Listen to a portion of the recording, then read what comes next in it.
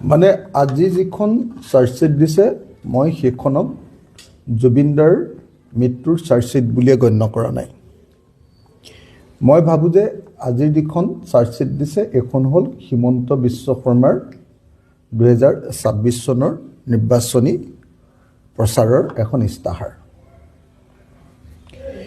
আজিলৈকে পৃথিৱীত মই যিমান চাৰ্জশ্বিট দেখিলোঁ এইখনেই প্ৰথম চাৰ্জশ্বিট যিখন চাৰ্জশ্বিটত আইঅ' বা তদন্তকাৰী বিষয়া বা CIO বা মুখ্য তদন্তকাৰী বিষয়া ঘটনা সংঘটিত হোৱা স্থানলৈ নোযোৱাকৈ দিয়া প্ৰথমখন পৃথিৱীৰ চাৰ্জশ্বিট।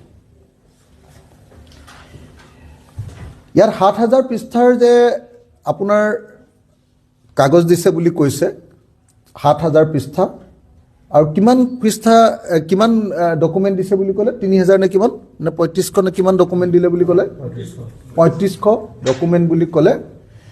এইসব একো ডকুমেণ্ট একো নহয়। মই একদম ক্লিয়াৰলি আপোনালোকক কৈছোঁ যে যি তদন্ত প্লেচ অফ অকাৰেঞ্চ বা য'ত ঘটিছে তালৈ নোযোৱাকৈ কৰা তদন্ত, সেই তদন্তই পৃথিৱীৰ কোনো কেছতে কেতিয়াও কোনো মানুহক ন্যায় দিব নোৱাৰে।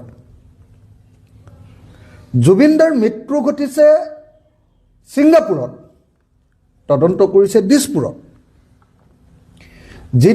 জুবিনদা যিখন সাগৰৰ পানীত ডুবি ঢুকালে সেই সাগৰৰ পানীটোপাও চাবলৈ যোৱা নাই এতিয়ালৈকে আইঅ'এ।